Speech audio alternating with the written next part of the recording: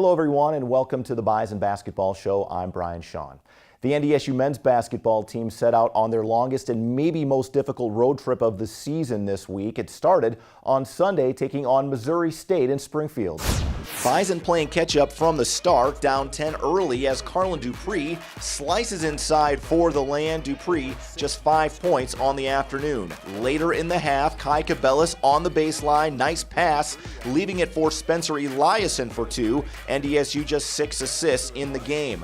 Bears closed the first half strong. Daquan Miller dropping in the 3. He had 12 points on the afternoon. Missouri State led 38-21 at the break. The Bison start cutting into the deficit in the second half. A.J. Jacobson just 1 of 5 from the floor, but off the miss, Dexter Werner there to clean it up. Werner 6 points and 6 rebounds. Then Cabellis started to heat up. The long 3. He scored 13 of his game-high 19 points in the second half. NDSU would cut the lead to 10, but get no closer. Alize Johnson did most of his damage early, but getting the feed inside late for the lay-in. Johnson 17 points and 10 rebounds to lead the Bears, and the Bison dropped their second game of the season, 64-50 the final. The Herd shot just 37% from the floor and allowed 20 second chance points in the game.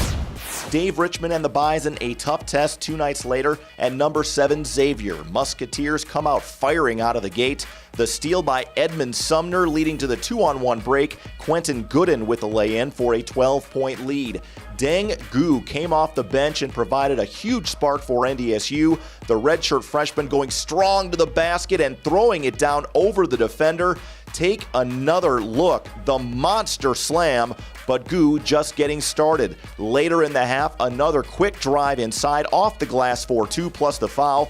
Gu scored 11 first-half points, but the Bison still down 21 at half. Second half, Carlin Dupree working his way into the lane, spinning, elevating, and hitting. Dupree added 9 points and 4 rebounds on the night. NDSU continuing to scrap, forcing the turnover. Tyson Ward with the steal, taking it all the way for the lay-in. Ward came off the bench to score 6 points, but Xavier, just too many weapons. Trevin Blewett, the hot hand, scoring a game-high 23 points to go along with 7 assists and 5 rebounds. Musketeers roll 85-55 to stay unbeaten. Goose scored 18 in the loss for NDSU, and Xavier coach Chris Mack came away impressed with the freshman. I thought he was really aggressive. They redshirted him last year. He was a Gatorade Player of the Year in their state, and so he was a guy that, I think certainly they felt like he would be, really capable of having those type of nights. But, their bigs got in foul trouble. They played him a little bit more at the 4. He had a couple mismatches, and, give the kid credit. But, all in all, I thought our defensive effort was really good.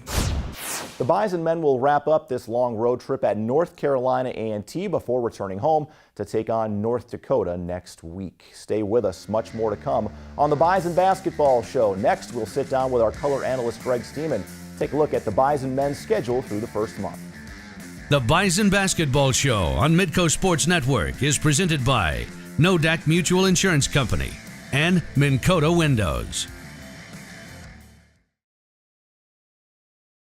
Welcome back to the Bison Basketball Show. The NDSU men spending the entire week on the road, so Dave Richmond not available to us this week, but we have the next best thing. Our color analyst Greg Stemen joins us here on the Bison Basketball Show this week to break down the Bison men through the first month so far. And Greg, it is December. The first month is in the books for North Dakota State. It's been a grind, obviously a lot of road games, a lot of tough competition. From a high-level view, what do you look at through the first 8 games of the season?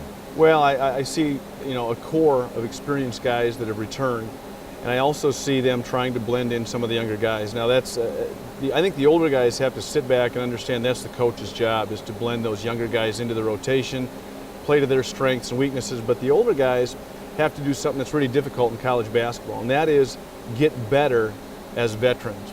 A lot of people see a lot of improvement from the first to the second year, but when you're a veteran, when you've played this grind of a schedule for a while, it's really hard to find ways to get better, and I think that's a challenge for this team right now. They went to a Missouri State team who's a very strong ball club. And at the same time, I know Coach Richmond wasn't real pleased with that performance.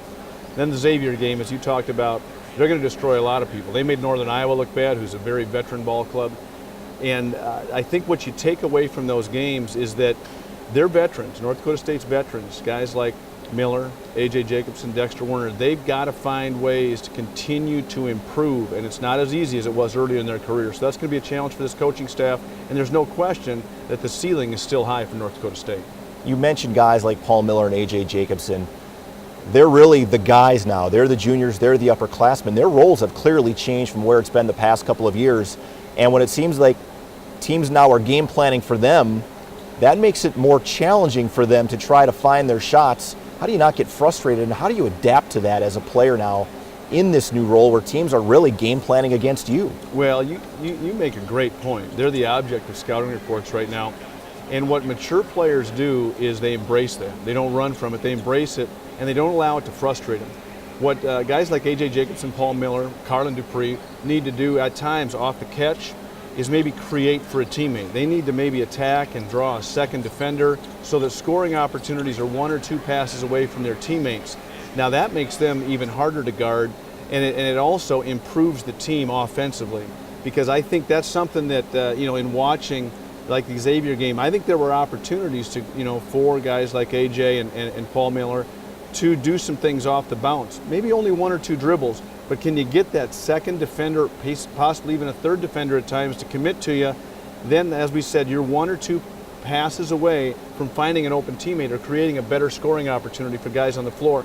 And so it ends up being a challenge. It ends up being difficult, but it's what the best players do. It's what the most experienced players do throughout the course of their career as they become the object of the opposing team's scouting report. How do we become more dangerous and more difficult to defend? It's a challenge, but it's something I think Coach Richmond and his staff will find a way to get out of these veteran players. Dengu, a guy that, again, has been a little up and down, what you'd expect from a freshman, but against real high-level competition, he had his best game, and he did not look like a guy that was scared to go inside and try to finish over bigger bodies. What do you take from that, from his performance against Xavier? You know what I take from that? I take from that a mentality. I'll equate it to life in general. Oftentimes kids have innocence. Young guys sometimes have an innocence. They don't know what they should or shouldn't be afraid of on the big stage. And at the same time, Dengu really did that. He wasn't over-aggressive, but he was aggressive to the point where it created some opportunities for himself. And that's what some of the older guys have to do at times. Don't be afraid to fail. Embrace that opportunity, the smaller windows to improve. Become aggressive in a smart way, in a way that's creating things for your teammates, and I really believe that's what these guys will do. Dengu did a great job against Xavier. You saw what his ceiling has a potential to be, and I think that's something that coaching staff will take out of that game. Quickly looking ahead, finally a home game again. They've played a majority of the games on the road, the Bison men. North Dakota coming in. That'll be a fun game, I think, for the fan base to get these guys in here, and really I think the Bison needing a home game against a rival from in-state North Dakota. It should be an exciting one. The environment will be fantastic. It should be something that these veteran players welcome, and it's great for both universities to have a home game this close to each other, and it's something that both teams get a chance to enjoy. All right, thanks so much for joining us, Greg. We'll look forward to that game coming up on Wednesday. My pleasure. All right, Greg Stemen joining us here on the Bison Basketball Show. Stay tuned. We will check in with Maren Walseth and also take a look at the Bison women's past week coming up next.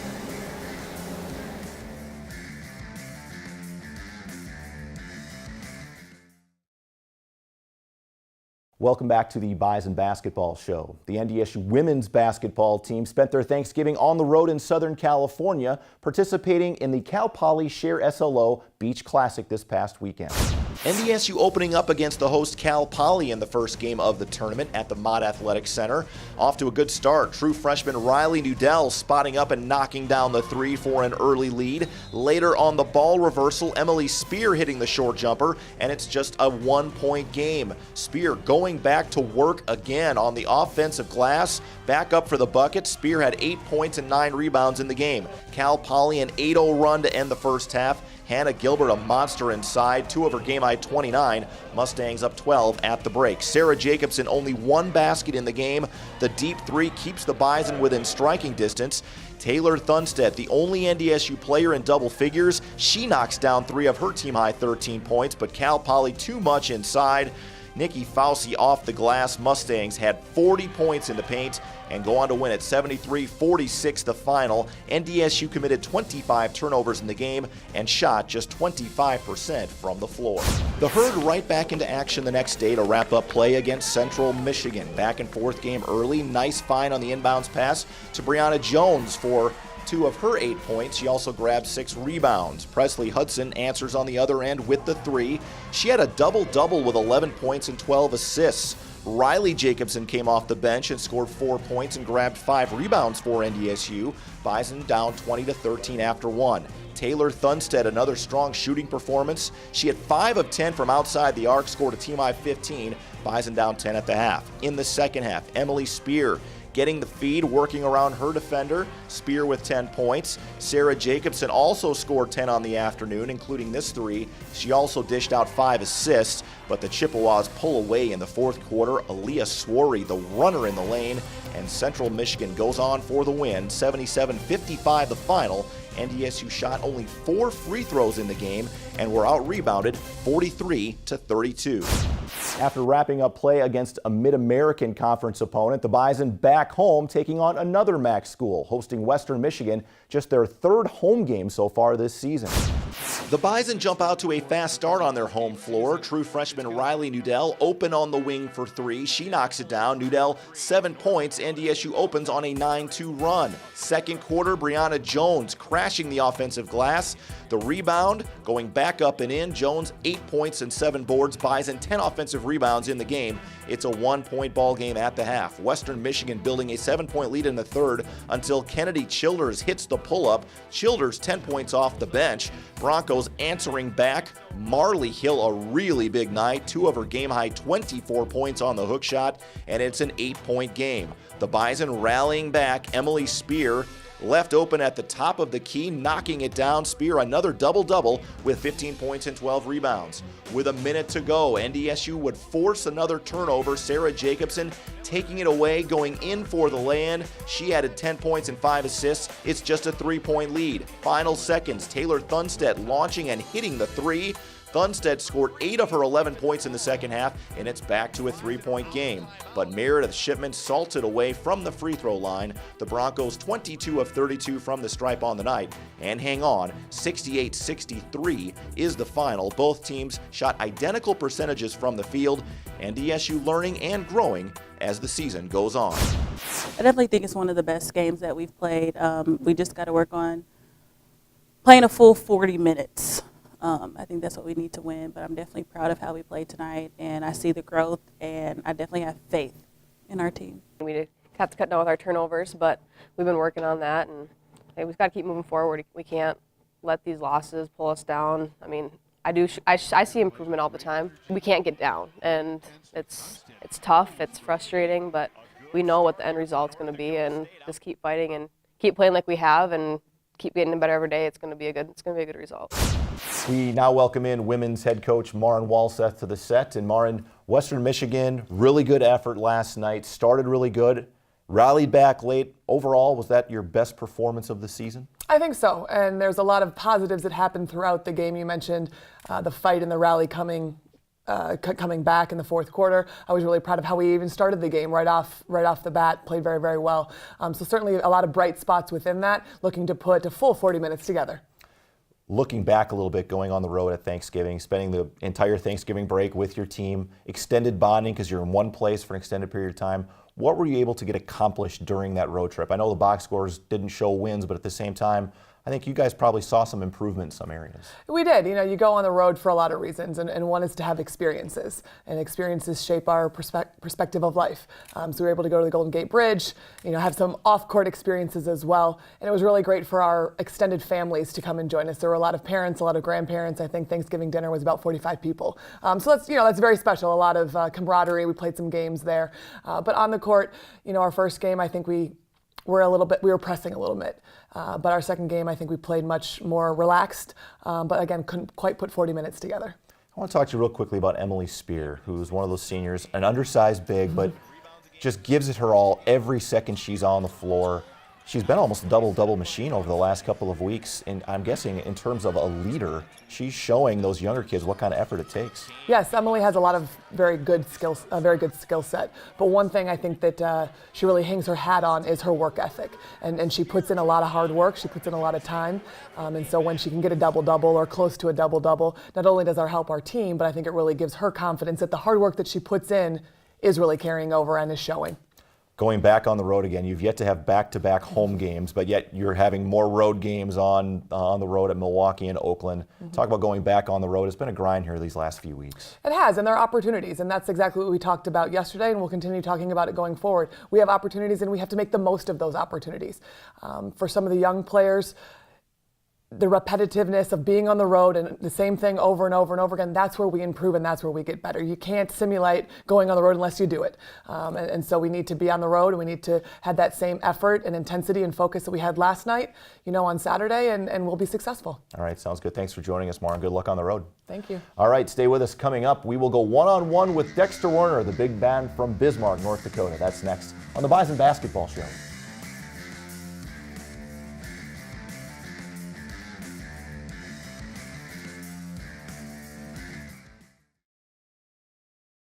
Welcome back to the Bison Basketball Show. Dexter Werner is one of only 2 seniors on the NDSU men's basketball team this year. Standing at just 6'6", Werner is not your typical center, but he makes up for it with energy and hustle. We go one-on-one with the senior forward from Bismarck. All right, welcome to another edition of One-on-One. We are joined by Dexter Werner, senior from Bismarck on the Bison men's basketball team. Dexter, it's been a quick ride for you. I mean, I know you redshirted, but it's hard to believe you're already senior. Did it go fast for you? Slow and quick at the same time. It's a weird, it's definitely a weird feeling, but yeah, to see it coming to an end is kind of a weird feeling for sure. When you first came here, I know Dexter, a lot of people are wondering, gosh, he's not very tall.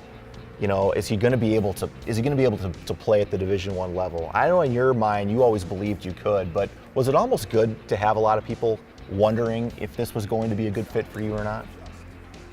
I think I've always kind of tried to play with a little chip on my shoulder. I play hard, and I'm not like a finesse skill set guy. I just try to outplay my opponent. So to kind of have that edge and have people say that I couldn't do it, I guess that's just some more fuel to the fire. I know me and you're not the biggest 5 guy in the world. You have guys that are 4, 5, 6 inches taller than you got to play against, but you have these enormously long arms. When you put up your arm, you can see just how long your arms actually are. You have like the wingspan of like a 7-footer. Do some big guys underestimate your length because of that? I mean, I would say combination of the length and the athleticism.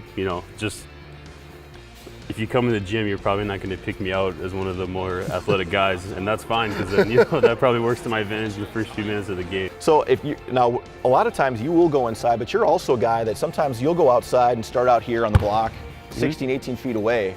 And big guys trying to guard you, you're kind of a tough matchup because you can handle the ball a little bit and do some of those things. What are your favorite things to do when you get a bigger guy that maybe doesn't quite have the foot speed you have?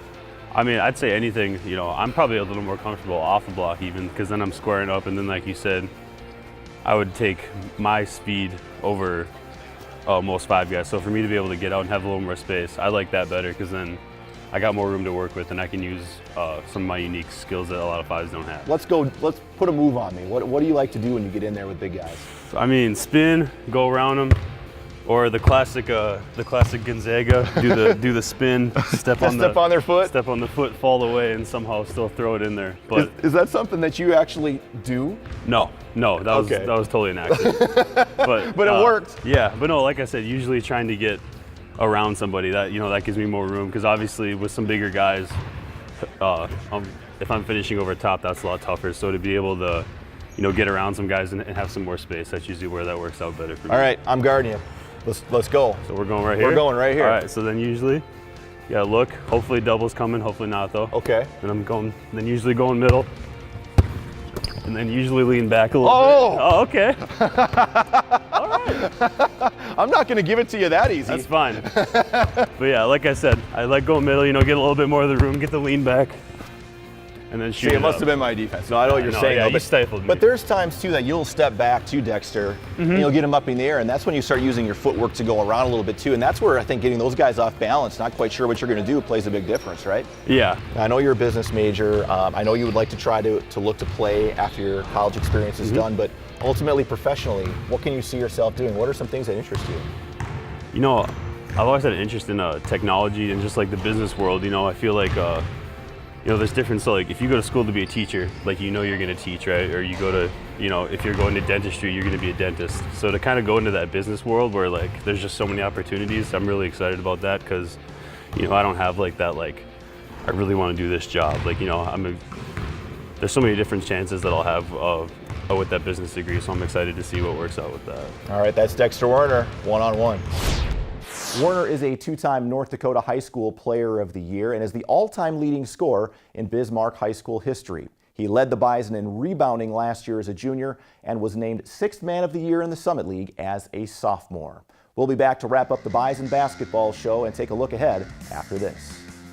The Bison Basketball Show on Midco Sports Network is presented by Nodak Mutual Insurance Company and Mincoda Windows.